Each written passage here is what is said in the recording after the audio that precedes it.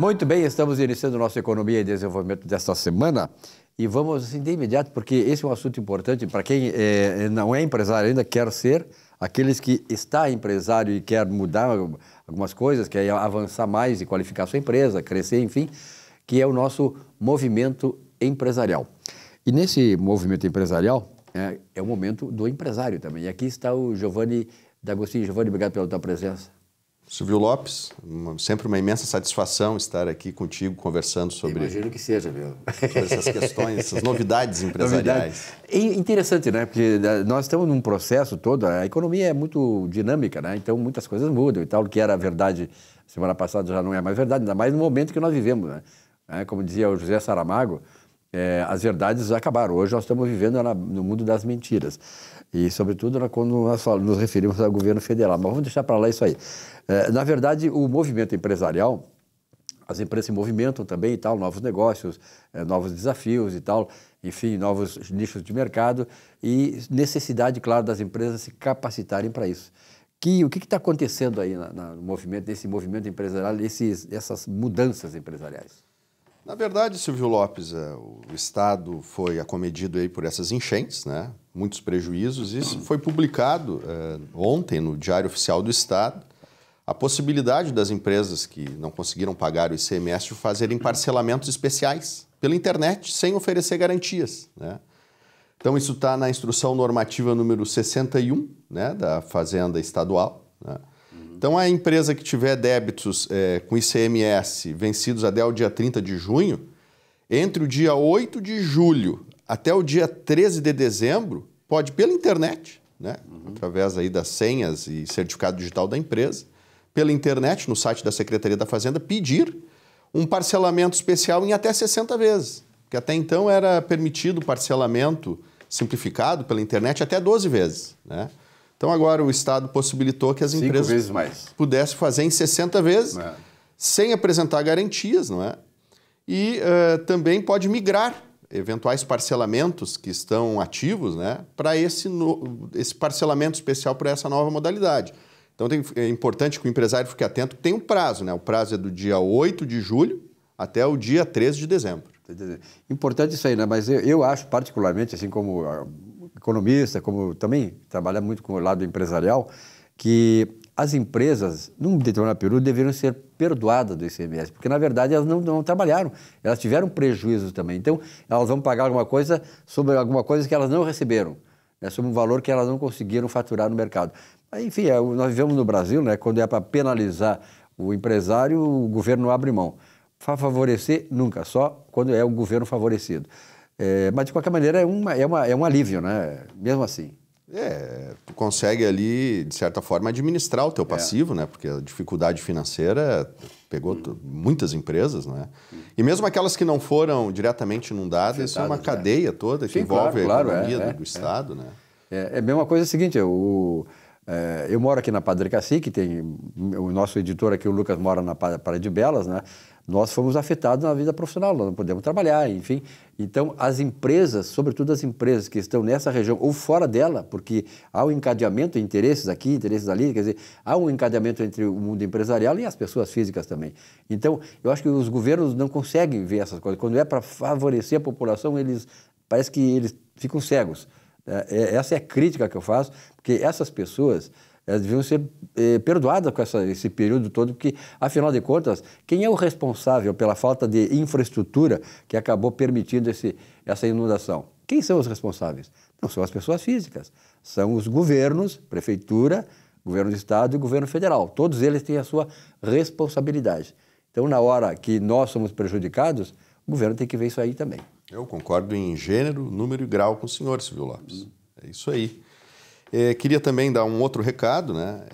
Foi instituído, tanto quanto tardiamente, a meu juízo, né, um apoio financeiro aí pelo governo federal, onde o governo federal vai pagar um salário mínimo para os funcionários das empresas atingidas pelas enchentes, em duas parcelas, né, duas parcelas de um salário mínimo.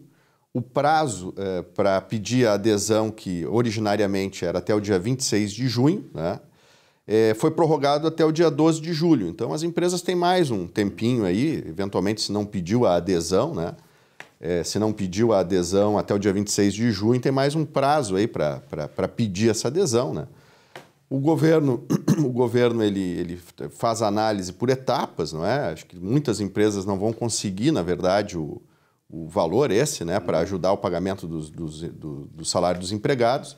O governo está considerando somente as empresas que foram efetivamente atingidas pelas enchentes de forma direta, não é? Isso, a meu juízo, é um equívoco, né? E então está tendo muitas restrições nesse sentido, né? Inclusive restrição se a empresa está devendo para a Previdência Social.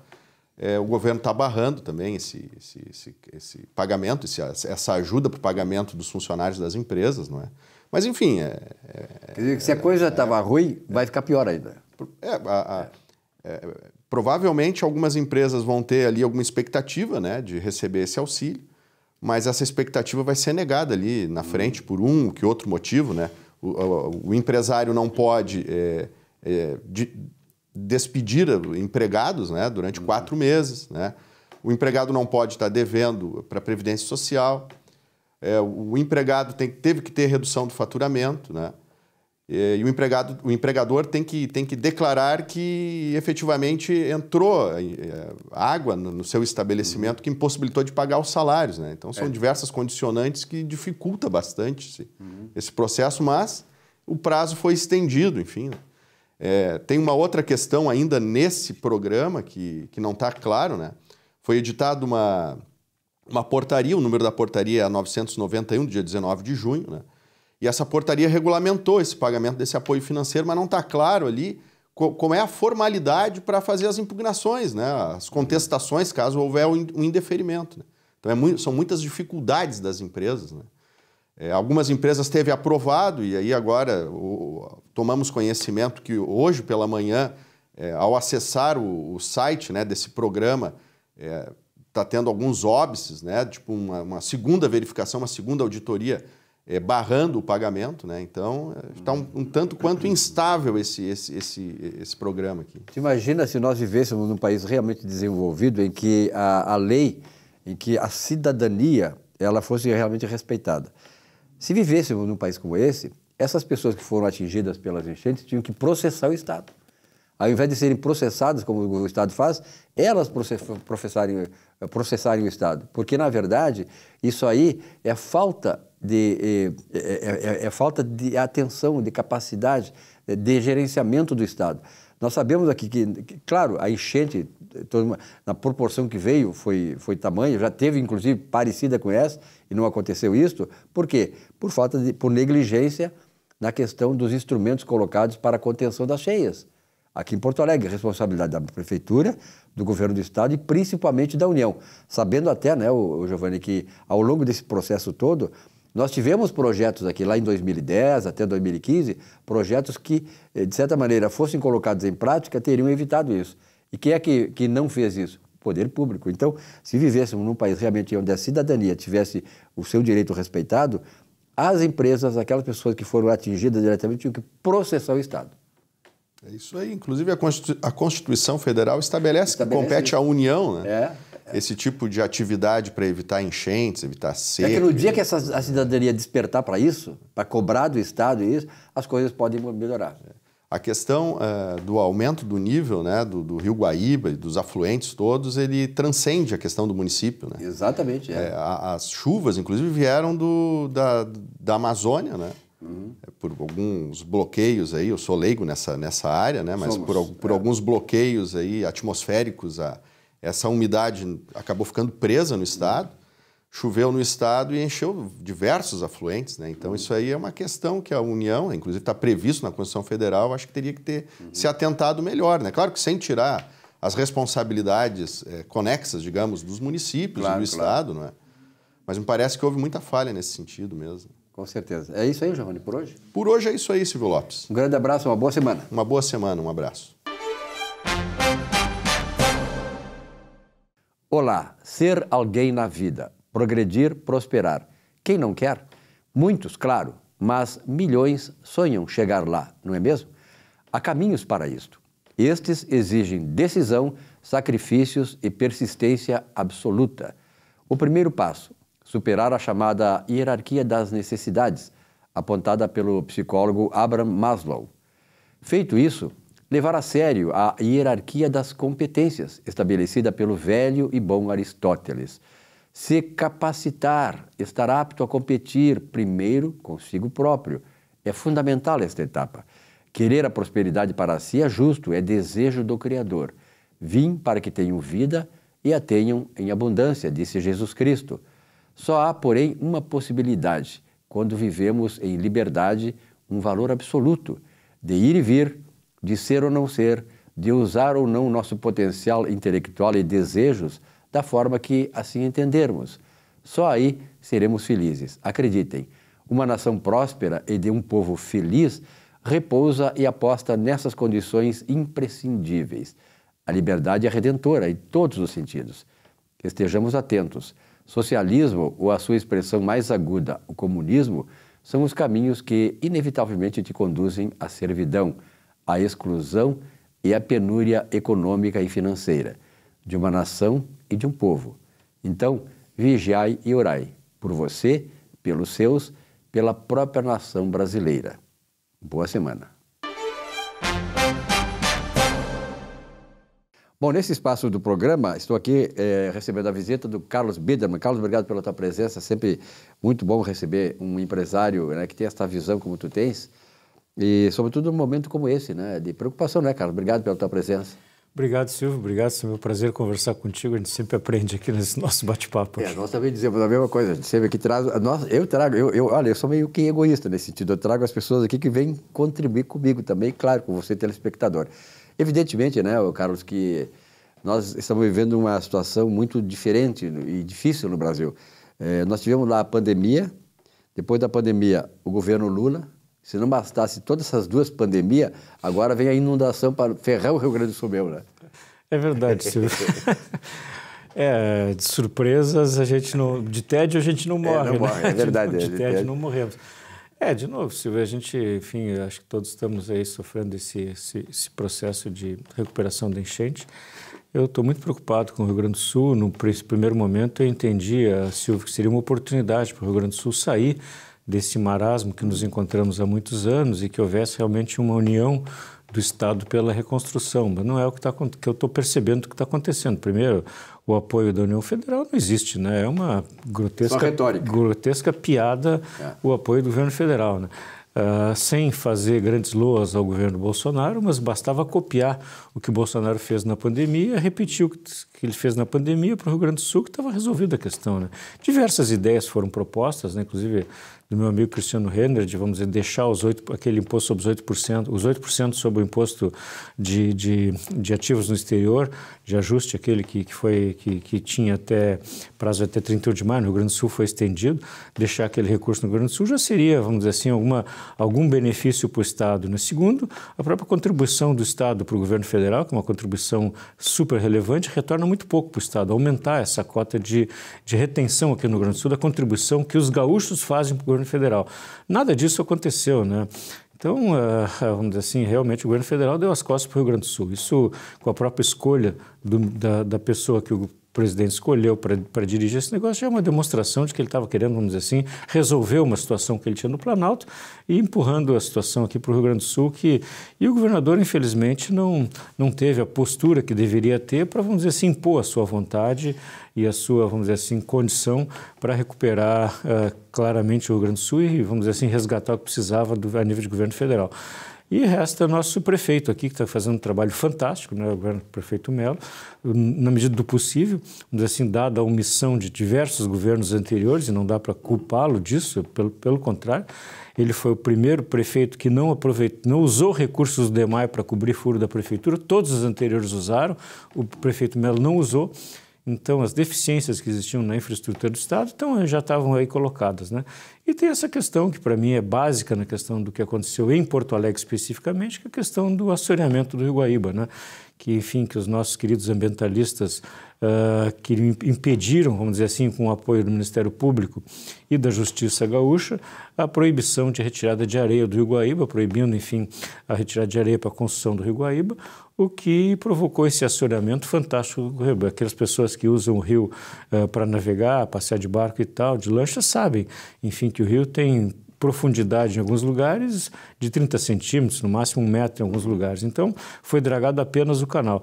Então, essa é uma das razões básicas pelas quais houve a enchente aqui em Porto Alegre e vai continuar acontecendo, porque o rio está super assoreado, já houve uma decisão negativa em relação, mais uma em relação ao desassoreamento do Guaíba, e se isso não acontecer, Porto Alegre vai continuar enchendo. Pode botar a bomba que botar, o muro que botar, a proteção que botar, mas como o rio está absolutamente assoreado, cheio de areia, e com os detritos que se acumularam ao longo dessas últimas correntezas, não só essa última, mas como as anteriores, então o risco de acontecer novamente é muito grande. Na verdade, né, essa ideologia é uma ideologia assassina, porque na verdade ela está assassinando pessoas, está destruindo a vida urbana da cidade, está trazendo subdesenvolvimento, trazendo tragédias onde quer que ela se implante, né? Veja bem, tem parlamentares gaúchos eleitos, deputados federais, né, que deram outro dia voto contrário a uma decisão que ia aliviar a dívida do Rio Grande do Sul, uma situação que nós estamos vivendo. E eles foram contrários. E uma dessas representantes é a candidata a prefeita de Porto Alegre. Quer dizer, eu acho que isso passa muito por nós, pelo eleitor, né, Carlos? Ter um pouquinho de discernimento, conhecer as coisas e ter discernimento na hora do voto. Votar nessa gente, essa ideologia de esquerda que só quer penúria, desolação, tragédia, não está nem um pouco importada com o seu bem-estar, com o bem-estar da sua família, do povo gaúcho. Essa senhora que tu está te referindo, que eu prefiro até nem citar o nome, ela, vamos dizer, 20 dias depois de acontecer a enchente, finalmente apareceu, certamente provocada por seus assessores de campanha. Com um marketing aí para mostrar que estava lá. De tênisinho branco, enfim, de marca, em cima de um barquinho, passeando para mostrar, vamos dizer assim, dando conforto para 1 ou 2 pessoas para tirar fotografia e filmar. Quer dizer, é absolutamente ridículo que aquela cena, patética aquela cena, e está aí com 30% de intenção de voto para a Prefeitura de Porto Alegre. Imagina se esse pessoal estivesse na Prefeitura de Porto Alegre, o que teria acontecido, né? E eu queria, vamos dizer, mais uma vez fazer referência à atuação do prefeito Melo, que tem sido realmente extraordinário. Ele trabalha 24/7 e foi ele que, vamos dizer assim, assumiu, como vice-prefeito de Porto Alegre, que assumiu aquela tragédia que aconteceu, não tão grande quanto essa, daquela ventania absurda que aconteceu no verão de uns anos atrás, enquanto o prefeito Fortunati, que agora o critica, estava passeando de férias no exterior, embarcou num navio e deixou tudo nas costas do prefeito Melo, que trabalhou sozinho para recuperar a cidade naquela ocasião. Agora está aí o prefeito Fortunati, vamos dizer assim, criticando aquele que enquanto ele estava passeando de navio, o Melo aqui trabalhando, e ele agora critica o prefeito Melo. Olha, é absolutamente patético. Não adianta, isso, esse cidadão que o senhor citou agora, esse aí, né, da Fortuna, lamentavelmente ele saiu da sigla, mas continua com o viés esquerdista, irresponsável, completamente irresponsável, um camarada que não acrescenta nada na vida da cidade, na vida do Rio Grande do Sul, enfim. E muito triste eu fico com essas pessoas que elegem esses camaradas. Quer dizer, só pode ser da mesma laia, como se diz lá em Uruguaiana, são tudo da mesma laia. É a pessoa que pode ter lá sua postura, sua ideologia, agora não ter caráter, né? Não ter hombridade, não ter o reconhecimento. O mínimo que ele tinha que ter reconhecimento porque o Melo fez enquanto ele estava passeando de navio. O Melo estava aqui trabalhando para sustentar a cidade naquela tragédia que aconteceu. Agora tem ideologias como essa, que atraem só caráteres desses, né? Eu acho que o caráter, ele se adapta a essa ideologia, e a ideologia é o caráter dessa gente. Onde quer que eles passem, eles fazem isso, né?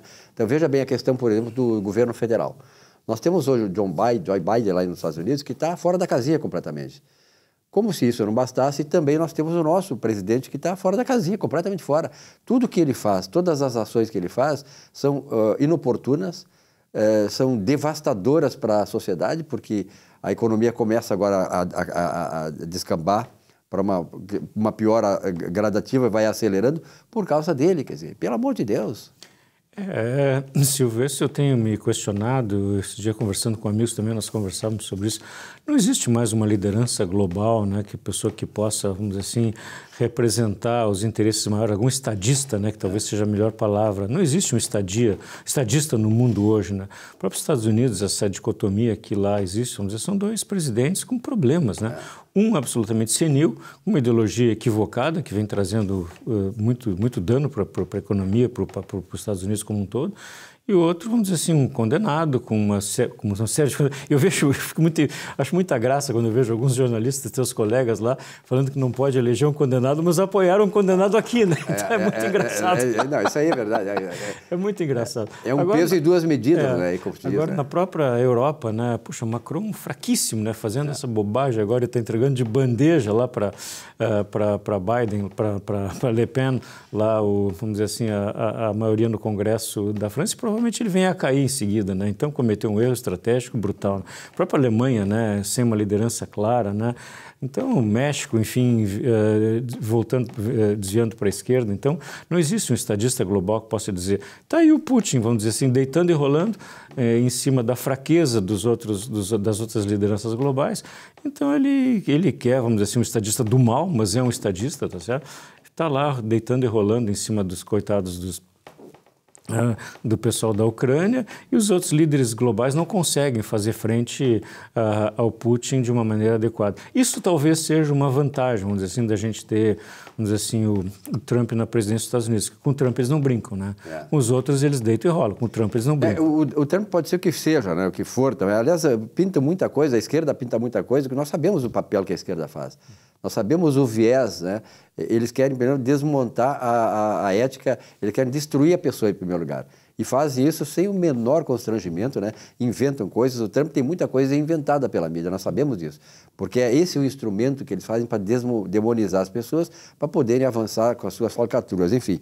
Mas, na verdade, o que eu acho mais engraçado, Silvio, é que tudo que representa aquilo que eles não gostam é um ataque à democracia. É um ataque à democracia. Tudo é ataque à democracia. Então, é super engraçado ver esses caras falarem. Esses dias eu estava vendo uma palestra de um tido como uma pessoa importante que mora nos Estados Unidos, enfim, brasileiro, que tido como cientista político. Eu acho engraçado essas alcunhas, né? Falando em que Trump representa uma ameaça à democracia. Olha aqui, ameaça à democracia. O Obama passou todos os seus dias do seu governo, dos seus dois governos, todos os seus dias em guerra. O Trump não.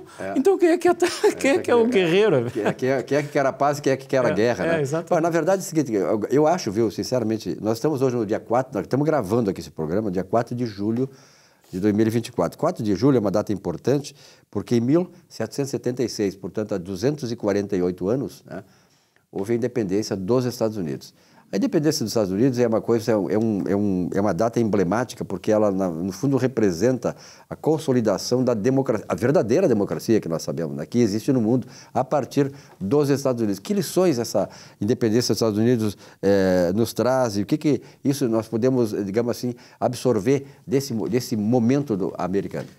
Eu acho, Silvio, bom falar disso, né, porque 4 de julho talvez seja a data mais importante da democracia global, onde se consolida os Estados Unidos da América, a união daqueles 13 estados, se não me engano, 13 colônias. 13 colônias naquela data, com a independência em relação à Inglaterra. Foi independência, mas as relações foram mantidas de uma certa forma cordial, e a data que foi promulgada a Constituição americana, né, que começa com a famosa frase "We the people", né? Nós o povo.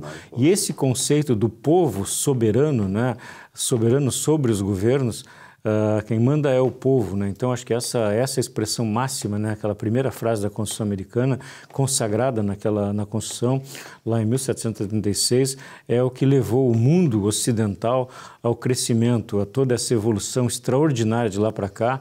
E sem vamos dizer assim, sem a democracia, sem a liberdade que foi consolidada, e o respeito ao indivíduo, respeito ao cidadão, respeito à propriedade, que são os fundamentos básicos da Constituição americana, que, aliás, nunca foi mudada. Existem emendas, mas nunca os conceitos básicos... São 27 artigos, se não me engano. Nunca os conceitos básicos da Constituição americana foram mudados, porque eles são os valores permanentes da civilização e da cultura. Claro que tenta-se adaptar aqui e ali, se fizer muita bobagem, foi feito de lá para cá, mas vamos dizer assim, a construção da civilização moderna, da civilização ocidental, da civilização do crescimento, respeito especialmente ao indivíduo e à propriedade privada, foi consolidada naquela data e naqueles conceitos. Então, aquele é o grande passo para o crescimento e para o surgimento da sociedade como ela se consolida hoje. Né? Eu não sei se foi Thomas Jefferson, foi o terceiro presidente americano e um dos redatores, né, da Carta de Independência Americana, que disse o seguinte, quando um governo é temido pelo povo, nós estamos numa ditadura. Exatamente. Quando o governo teme o povo, nós temos uma democracia. Nós vivemos nessa dicotomia, né, no mundo inteiro e tal. E no Brasil, sobretudo hoje, nós estamos aqui falando e dando opinião e temendo, de repente, ser perseguido, ser preso, ser condenado e tal, por um governo que é ditatorial. Nós tememos esse povo, logo nós não vivemos numa democracia. E nós temos a reinvenção da democracia pelo ministro Barroso. A reinvenção da democracia. Que reinventou a democracia, ou seja, democracia para os amigos, né? Para os inimigos não tem democracia. Muito engraçado, muito triste, aliás. É engraçado para tentar rir um pouco, mas é muito triste a situação que a gente vive no Brasil, com ataques à democracia feito por quem mais deveria respeitá-la, que é o próprio... Quem mais disse que defende a democracia, quem mais ataca a democracia. Que é o normal que eles fazem, né? Eles dizem que defendem, mas atacam, que é o Supremo Tribunal Federal, infelizmente. Né? Bom, Carlos, nós estamos aí iniciando julho agora, no segundo semestre de 2024. Naturalmente, nós sabemos que o governo hoje não pode tudo, tá? Mas se ele não pode construir muita coisa, ele pode destruir muita coisa. Nós vivemos essa questão, essa dicotomia aí, e sobretudo na questão da destruição da economia. Como é que tu está vendo o encaminhamento da economia brasileira? Os juros estão subindo e tal, naturalmente, porque o sistema econômico, sobretudo financeiro, ele se baseia muito em expectativas. Aí quando tu tem um cara que é o presidente da República, diz tanta bobagem, né? Agora está querendo saber quem é que está aumentando o juro, quer condenar, quer prender, Ora, isso aí é consequência das suas falastrões, falastronice, né? Que acontece cada vez que ele abre a boca.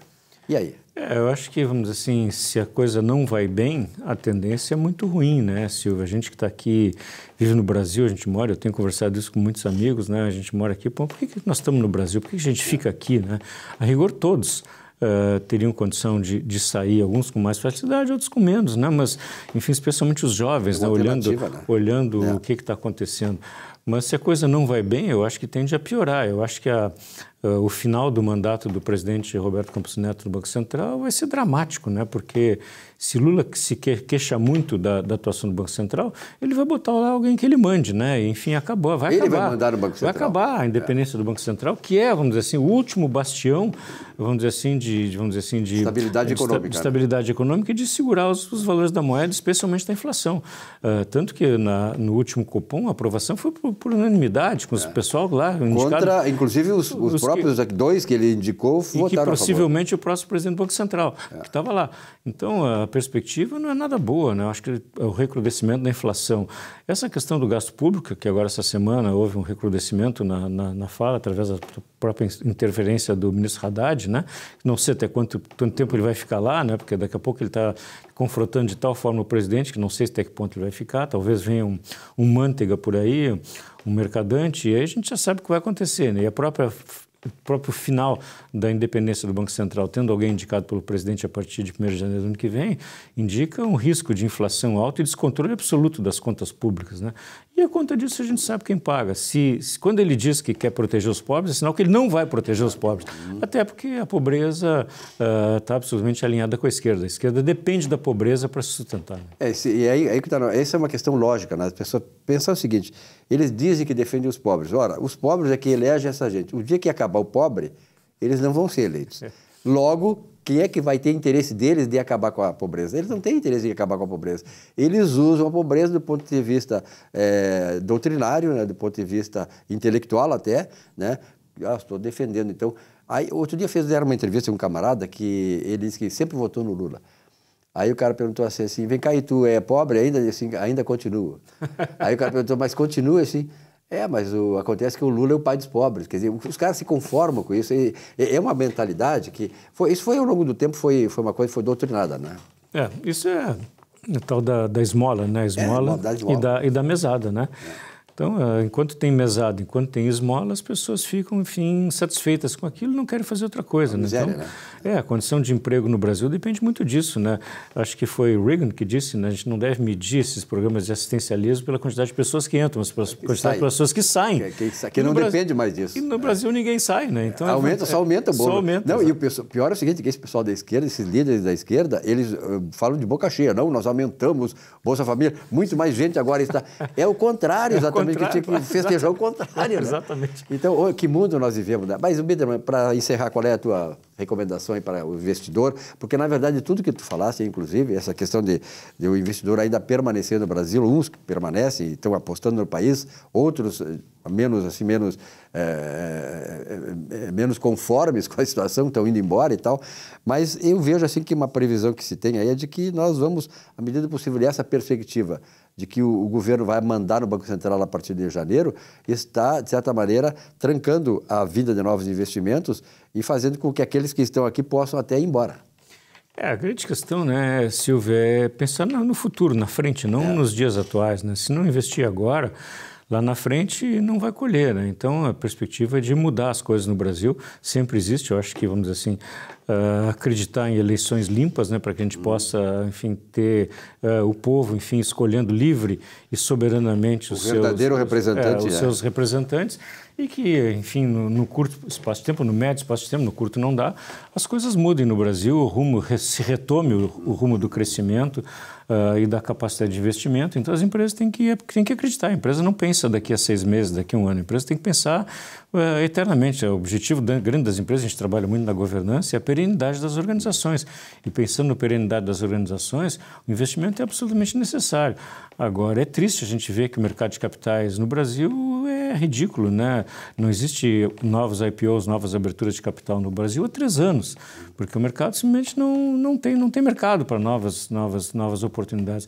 E não tendo financiamento, vamos dizer, não tendo recursos, não tendo investidores que estão dispostos a investir no país, a coisa tende a ficar estagnada, né? Então, me preocupa muito esse êxodo de empresas, êxodo de jovens, de talentos, pela falta de oportunidade no Brasil. Então, acho que preciso reverter rapidamente esse processo.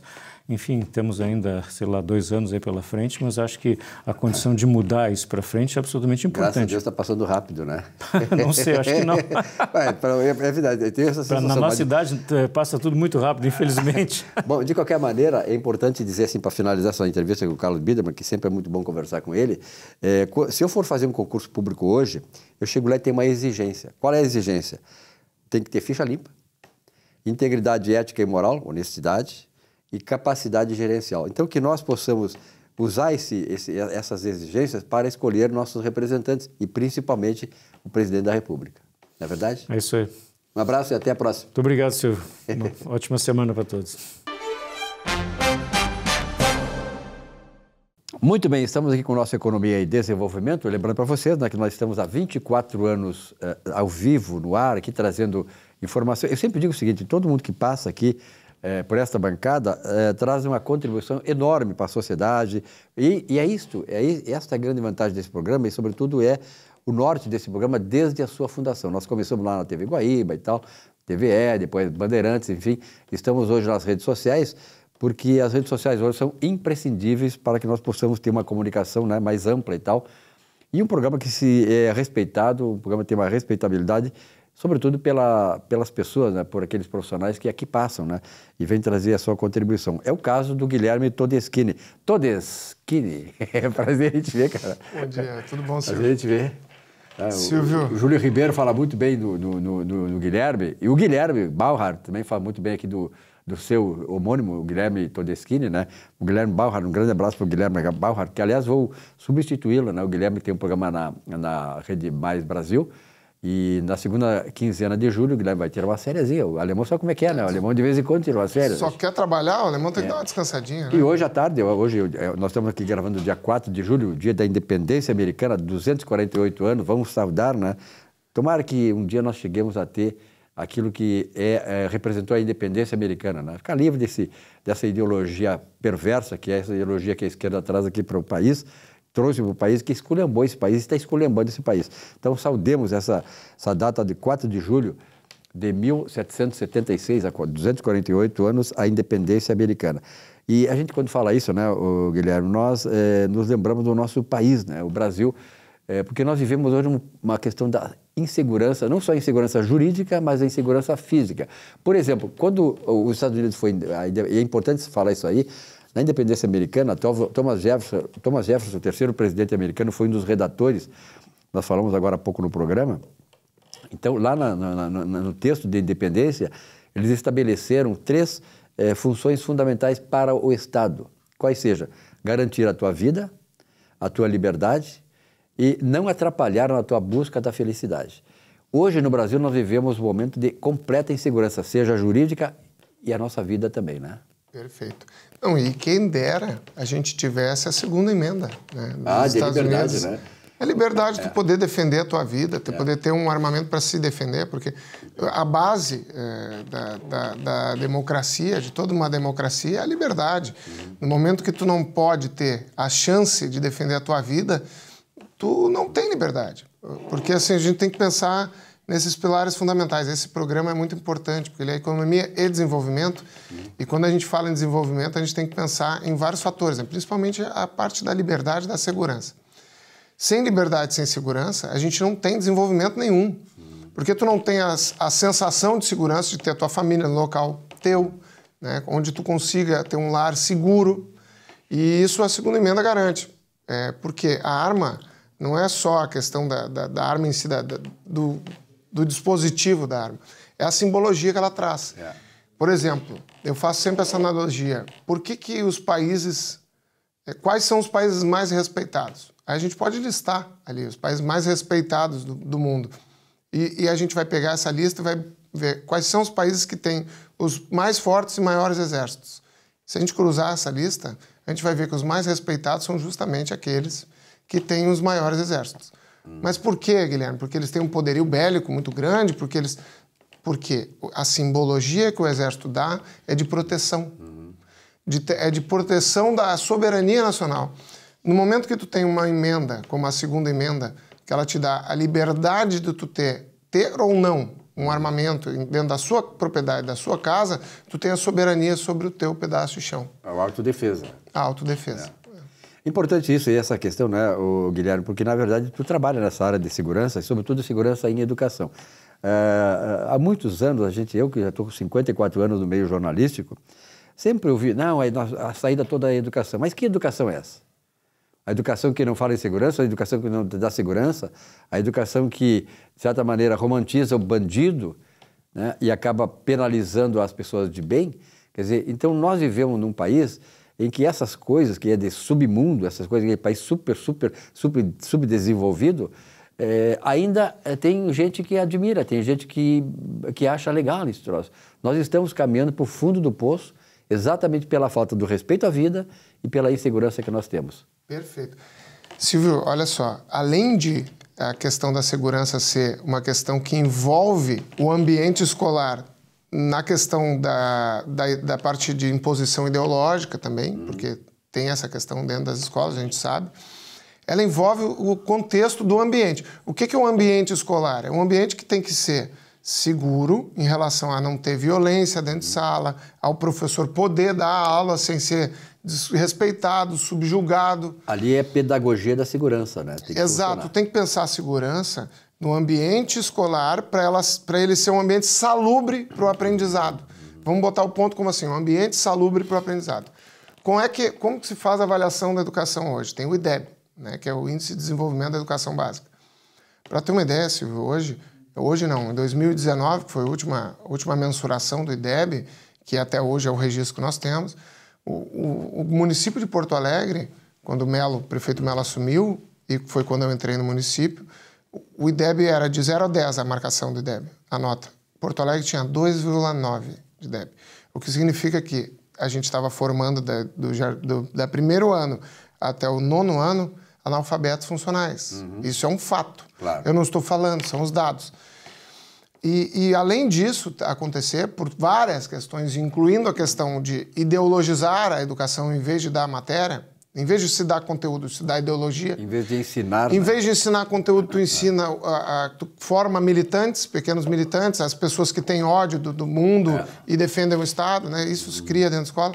Além disso, ainda havia uma insegurança muito grande dentro das escolas na questão de ter muita droga dentro da escola, o professor não ter respeito nenhum dos alunos, o professor não ter a quem recorrer quando havia uma situação de agressão à pessoa dele dentro do ambiente escolar.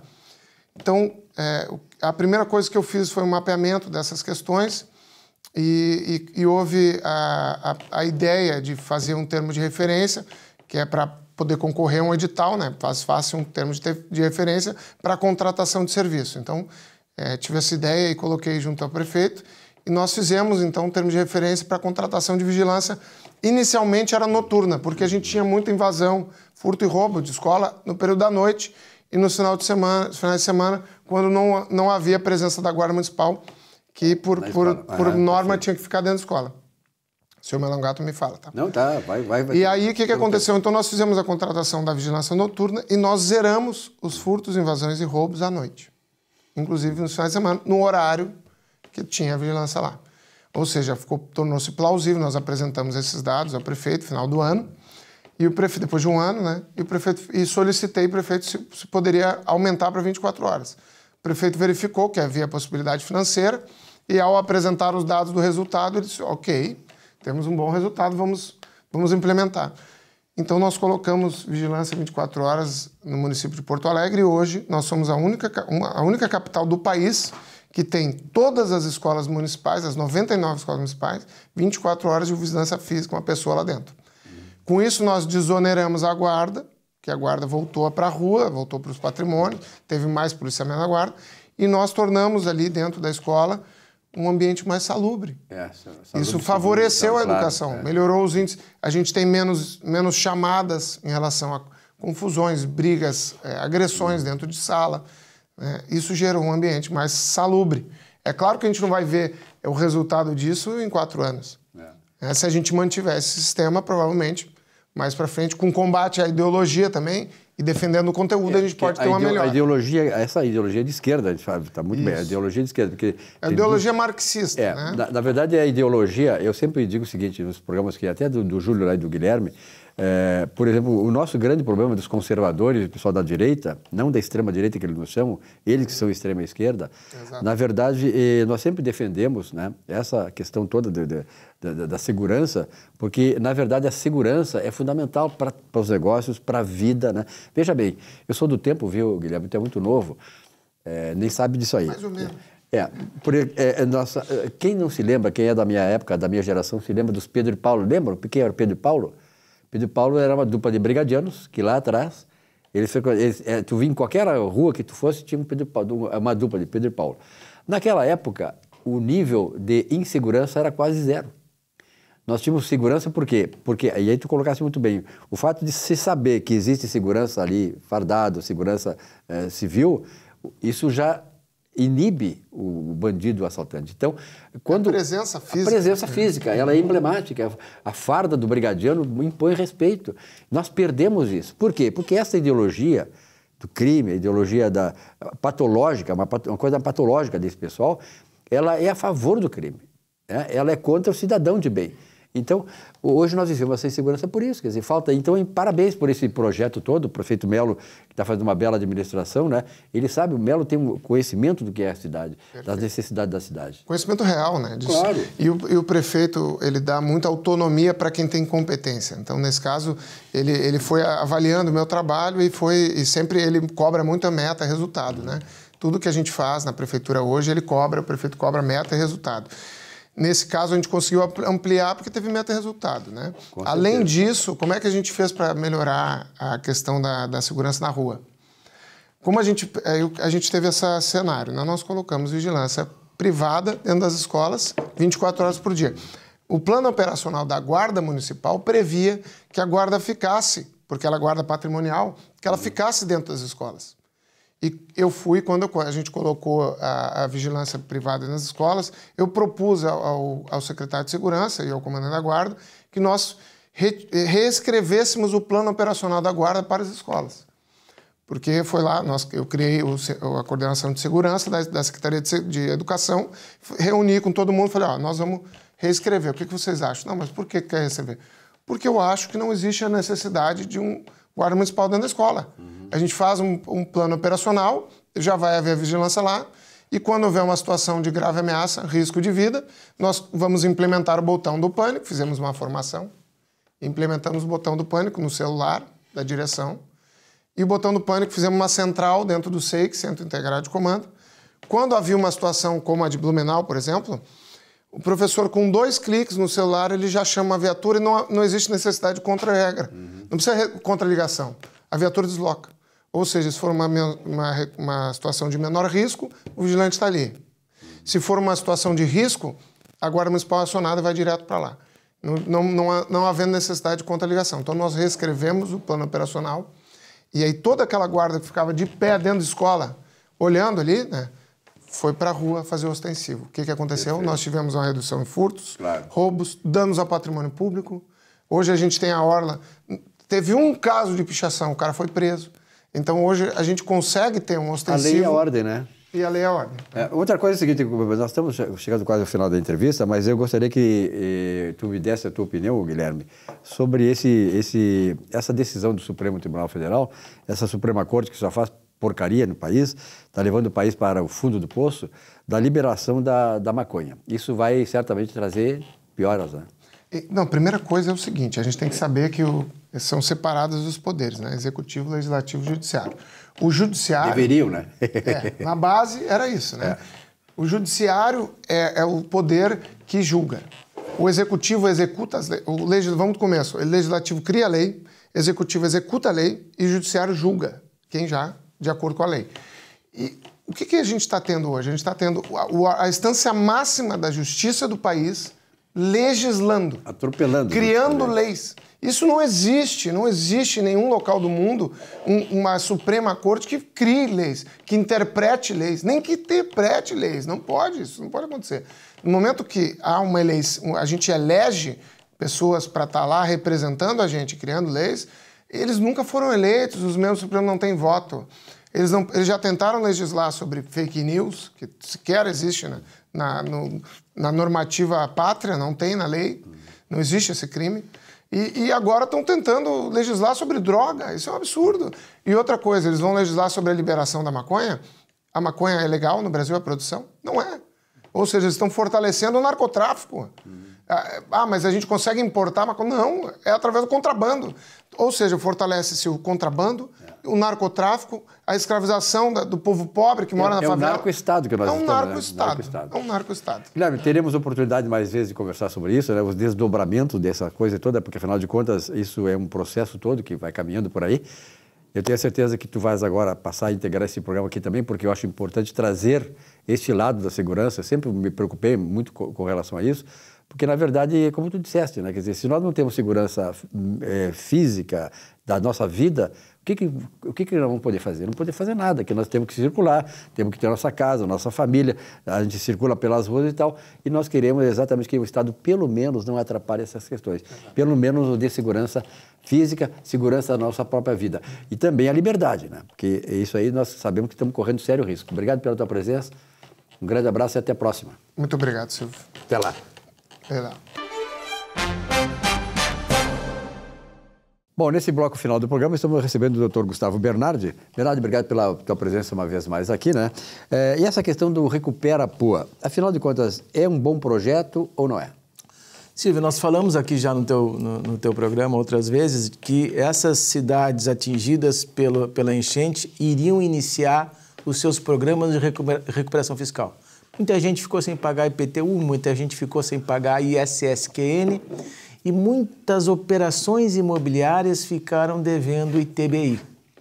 O que é o ITBI? O ITBI é o Imposto de Transações de Bens Imóveis, ou seja, aquele que a gente paga quando a gente compra um imóvel e quando a gente vende um imóvel. O ISSQN é um imposto de serviços municipal. Todo aquele que presta serviços dentro do município paga o ISSQN, né?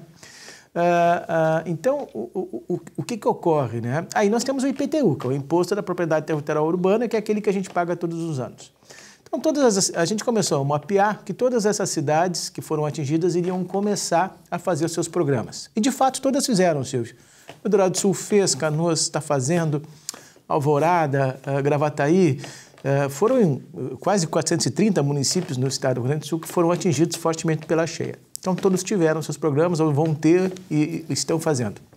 Porto Alegre fez agora, no dia 7 de julho, publicou a legislação, a entrada em vigor do Recupera Poa 2024. Quase todos os anos, Silvio, Porto Alegre faz um programa de recuperação fiscal, né?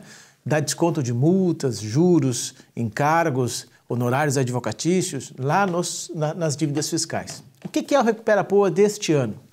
Recupera Poa deste ano tem uma coisa boa e algo que não é tão bom. A coisa boa do Recupera Poa desse ano é que ele dá um desconto de 98% na multa, nos juros e nos encargos da dívida e pela primeira vez ele mexe nos honorários do procurador municipal quando tem a desistência de uma execução fiscal. Ele faz com que esses honorários reduzam de 10% para 2%. Olhando em números absolutos, é um bom desconto, Silvio, né? Você paga uma dívida fiscal inscrita até o dia 22 de julho deste ano, né? Com praticamente o valor nominal da dívida. Agora, o que foi que veio, no meu entender, errado nesta lei?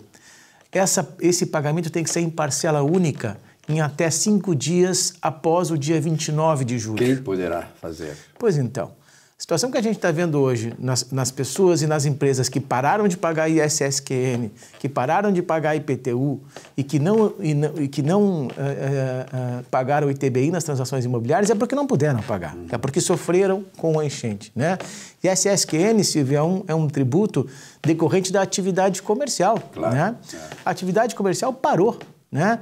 Então, veja só, eu conversei com diversos empressários, principalmente pessoal da área de veículos ali, que teve uma devastação total, né? as locadoras e tal. Tem empresas que não estão faturando até hoje. Então, elas estão devendo o ISSQN lá do mês de abril, estão devendo o ISSQN lá do mês de março. Algumas já vinham com problemas, né? E eu acredito que em parcela única é desmotivar o parcelamento, né?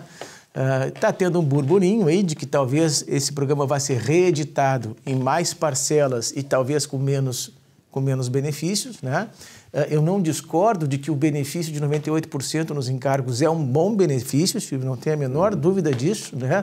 A redução dos honorários nos processos judiciais de execução fiscal é um bom benefício, mas olha, a experiência que nós temos como advogados desse pessoal todo, né, é de que em parcela única vai ser difícil fazer esse pagamento, Silvio. Tá? É verdade. Então, na verdade, aliás, Porto Alegre essa orla toda aí foi devastada, né? Então, hoje está vendo assim, a extensão e a dimensão dos prejuízos, né? E isso não afeta só diretamente aquelas pessoas, mas também praticamente toda a cidade. Sim, sim. Ontem, inclusive, saiu um projeto do município de começar a investir em recuperar a orla do Guaíba, né? Os restaurantes, os permissionários, né?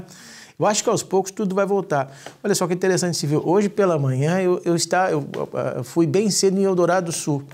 Eldorado do Sul, né? O Guaíba não baixou aos mesmos níveis que tinha antes. Então, está todo mundo muito preocupado, né, com os investimentos que vai ocorrer em Eldorado do Sul. Né?